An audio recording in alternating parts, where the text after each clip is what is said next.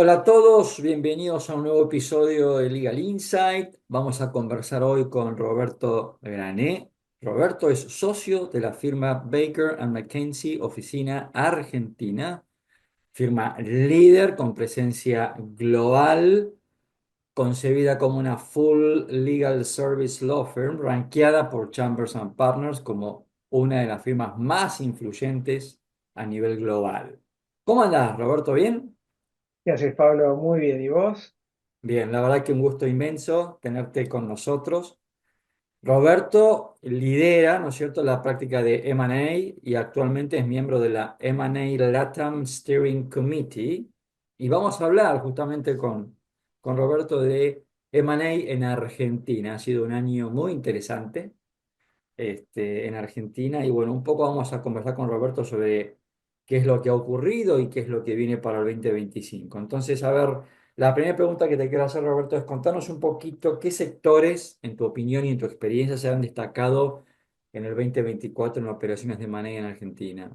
Perfecto. Mira, Pablo, yo voy a responder estas preguntas tomando, bueno, el foco de nuestra práctica, ¿no? O sea que Ujú, voy a hablar mucho de lo que pasa en nuestro escritorio, pero ujú, también lo que pasa un poco en el mercado y en la conversación con nuestros colegas, ¿no? ujú, Así que hay un poco de experiencia personal, digamos, y experiencia de nuestra oficina. ujú, Y yo diría que fundamentalmente nuestro trabajo en 2024 pasó por lo que denominamos energía y recursos naturales, pero con especial hincapié en lo que es minería y también en lo que es tecnología, ¿no? La industria tecnológica está teniendo, yo creo, un gran movimiento, un gran crecimiento y digamos, un desarrollo equivalente y por ende M&A pone los ojos sobre oportunidades, negocios incipientes y entonces también hay, digamos, una gran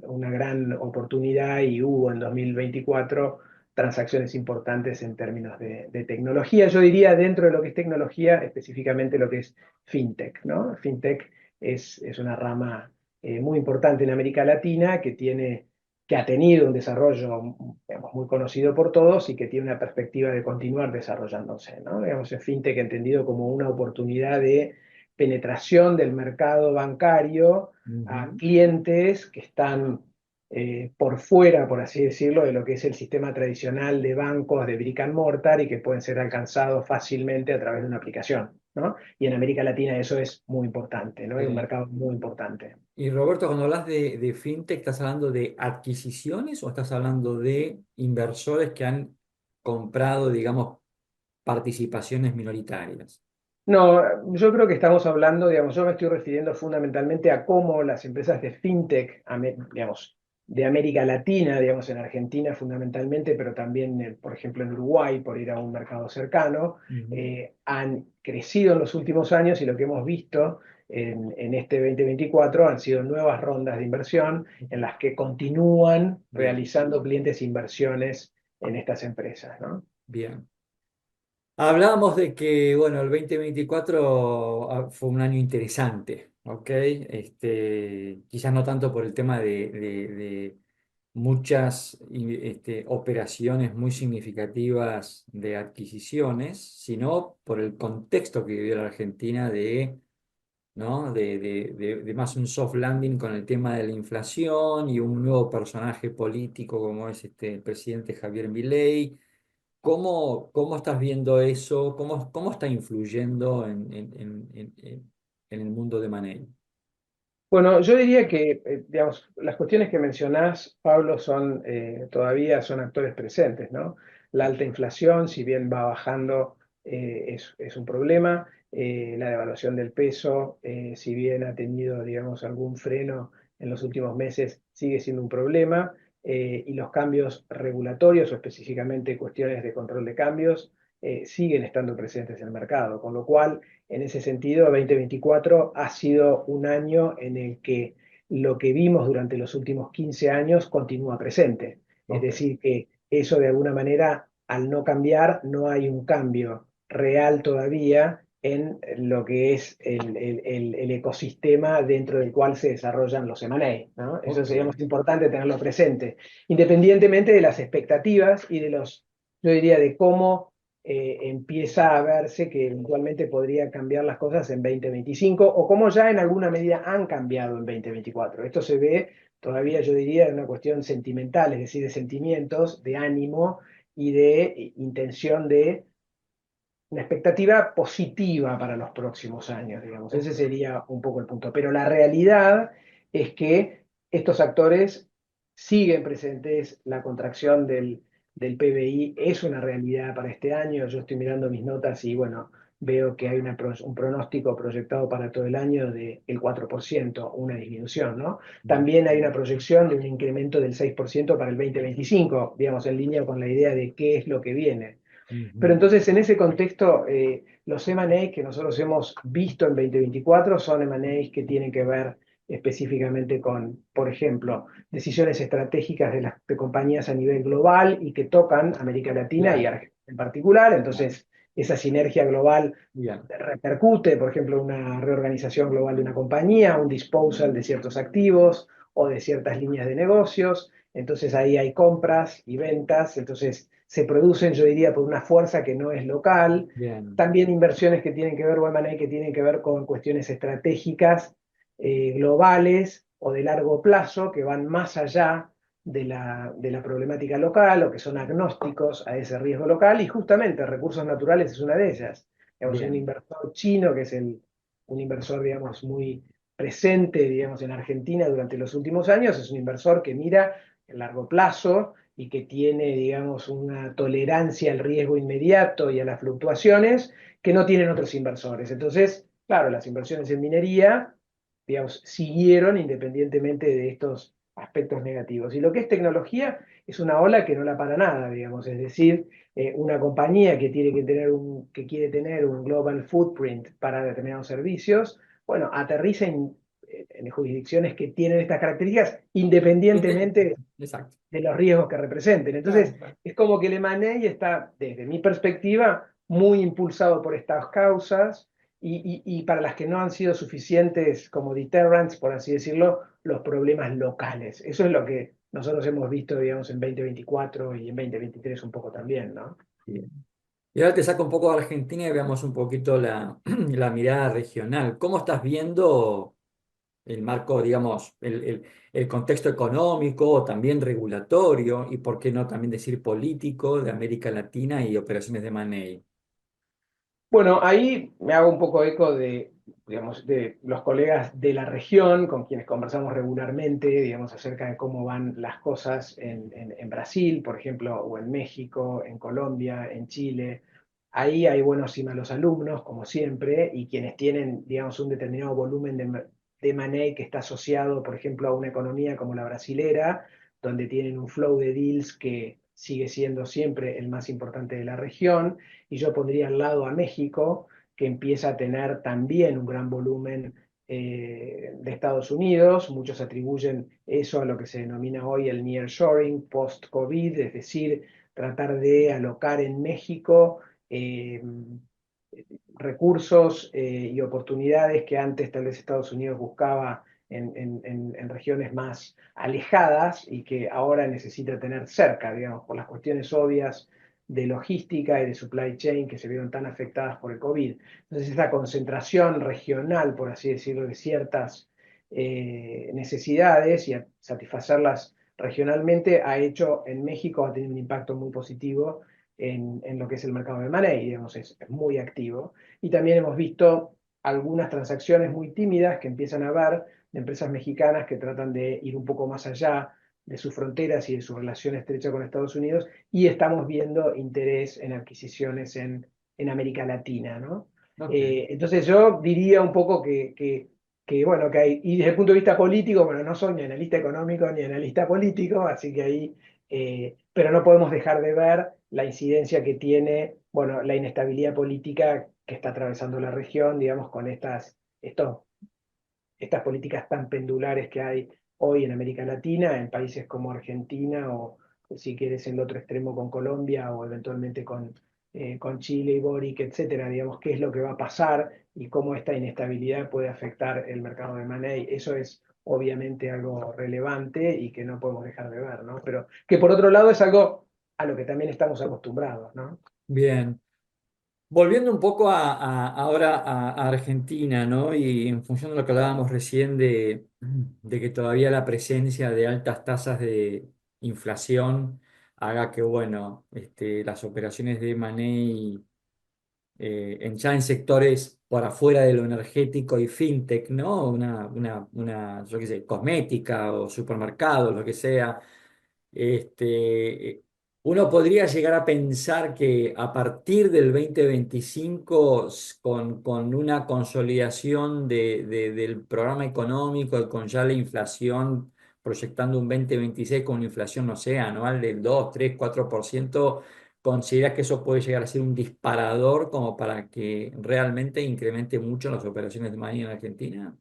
Sí, nosotros, sí, totalmente, Pablo. Nosotros es lo que pensamos que puede ocurrir. Nosotros pensamos que la desregulación del mercado local, digamos, el gobierno con esta decisión que ha tomado de desregular muchas actividades y de alguna forma, eventualmente, si eso se logra en algún momento del año que viene, levantar el cepo cambiario, digamos, y que el régimen de control de cambios de esa forma facilite mucho más el ingreso y el egreso y, digamos, y lo que normalmente el comercio internacional demanda, es decir, un tráfico fluido y no restringido.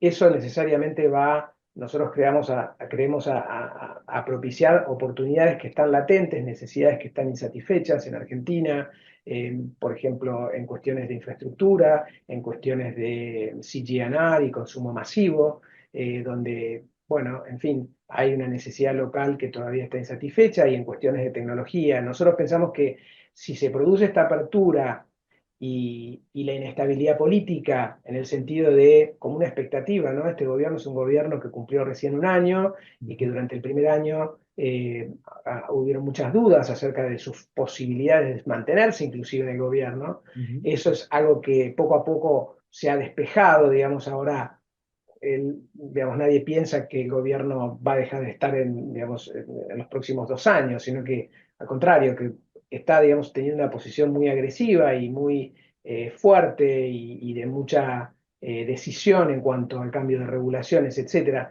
Si eso finalmente pueden cambiar, seguir cambiando las regulaciones y darle una idea de estabilidad política proyectada, diría yo, es decir, que esto no va a tener un cambio abrupto en corto plazo, esas serían, yo creo, las condiciones ideales de credibilidad, por así decirlo, para que emanéis por fuera de los que hemos discutido hasta ahora vuelvan a florecer en Argentina, digamos, que son los que no existen hoy, digamos, Ya, ¿no? exactamente. Que no son los que son de sinergias o de decisiones globales o de largo plazo y que tienen que ver más que ver con oportunidades del día a día, pequeñas adquisiciones con un volumen menor, pero yo diría con más cantidad, digamos, más cantidad de adquisiciones. Eso sería lo ideal. Y pensamos que las condiciones están dadas para que esto finalmente ocurra. Ese es, digamos, lo que vemos y ojalá eso ocurra, ¿no? Bien.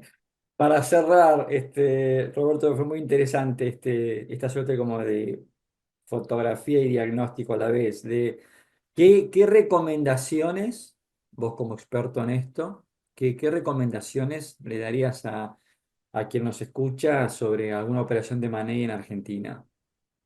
Bueno, nuestras recomendaciones generalmente, digamos, en la etapa de análisis o de, digamos, consideración de una potencial adquisición, la primera tiene que ver con tratar de comprender cómo funciona el mercado local, digamos, y cuáles son, yo diría, eh, los aspectos problemáticos de una jurisdicción como Argentina. Eh, Esto es importante porque familiarizar al cliente acerca de las complejidades locales es una parte esencial en lo que va a ser no solo la adquisición, sino además el desarrollo de su negocio, la integración de su negocio digamos, con los activos que ya tenga. Entonces, ahí, digamos, el primer punto es familiarizarse, diría yo, lo mejor posible con las problemáticas usuales de una jurisdicción como Argentina.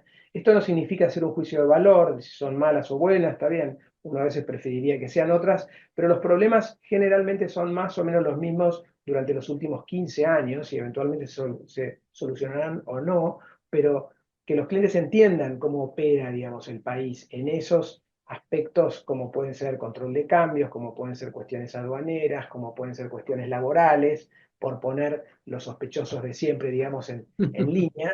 Esa sería la primera recomendación. Y luego sería tal vez la misma, pero más traducida a la industria en particular y al negocio en particular que pretenden adquirir. Obviamente que esto va de la mano de, como siempre hablamos, ¿no? De una auditoría de la target que ellos hayan identificado, pero también es una auditoría, yo diría que es un poco más para hacer un zoom out y entender cuál es el contexto, digamos. Yo diría que la comprensión de lo que pretenden hacer o proyectan con ese negocio en un contexto familiar para ellos. Entonces, la familiarización con ese contexto, que es Argentina, con su realidad y sus complejidades y oportunidades, es, me parece, la parte inicial importante, porque influye muchas veces en la decisión, ¿no? Digamos, es decir, Bien. clientes que tienen una expectativa, que finalmente se dan cuenta que las cosas son de una manera diferente y bueno, o por el contrario, aceptan y comprenden perfectamente las complejidades locales y deciden seguir adelante, ¿no? Recién mencionabas de estos tres cupos, ¿no? Laboral, tax y aduanas, ¿no? Obviamente son temas de mucho foco cuando uno hace la auditoría o el due diligence. ¿Has notado en este último año como una reducción significativa o importante de lo que sería como el marco regulatorio, digamos, Sí, bueno, ¿cómo estás viendo digamos, ahí? ha habido una reforma, digamos, laboral que de alguna manera ha eliminado ciertos riesgos laborales que estaban presentes y se espera además que esto tenga una mayor flexibilización en el futuro y eso podría, digamos, impactar positivamente en lo que normalmente nosotros hacemos y es identificar el riesgo laboral que tiene un cliente cuando compra un negocio en Argentina. Y entonces generalmente uno de los puntos más abultados en cuanto a las contingencias que determinamos tiene que ver con la contingencia laboral. Y me Ujú. refiero al cálculo de indemnizaciones o la falta de regularización de determinada porción del salario de los empleados o determinada cantidad de empleados, que en realidad están, yo creo, incentivados de alguna manera por la alta exigencia que tiene el mercado local respecto al cumplimiento laboral. Es decir, hay una barrera muy alta para cumplir y a veces en la realización de ciertos negocios es necesario, digamos, las empresas locales terminan incumpliendo estos estándares, por así decirlo, Ujú. y eventualmente creando una contingencia que finalmente impacta muy negativamente cuando un tercero viene y analiza su negocio. Y lo Correcto. mismo ocurre con regulaciones también muy altas y muy exigentes en otros niveles, por no decir cuáles, pero bueno, en otros niveles podemos hablar de control de cambios, podemos hablar de cuestiones aduaneras, etcétera. Es decir, que una economía muy regulada, en vez de generar, digamos, un ámbito propicio, lo que genera es un alto grado de incumplimiento, es decir, el negocio no puede cumplir con todo, al no poder cumplir con todo genera una contingencia y esa misma contingencia lo que genera es un problema cuando ese negocio quiere salir al mercado, por así decirlo, y ser vendido. Entonces, Sí, sí. Las si uno regulaciones. ve que la regulación empieza a bajar, podemos esperar que el nivel de cumplimiento sea mayor y por ende, bueno, la sostenibilidad del negocio en el largo plazo sea posible, digamos, ¿no? La Y regu- eso va a ser, digamos, un ciclo positivo, entiendo. Sí, sí, claramente. La regulación destruye valor para las empresas, sin ninguna duda, porque obviamente aumentan las contingencias. Hemos conversado con Roberto Grané, socio de la firma Baker McKenzie, oficina Buenos Aires, Argentina. Hemos conversado sobre M&A 2024 y perspectivas para el año que viene. Roberto, gracias por tu tiempo y las puertas quedan abiertas para un próximo Legal Insight también para conversar sobre estos temas. ¿Te parece? Muchísimas gracias, Pablo. Un placer.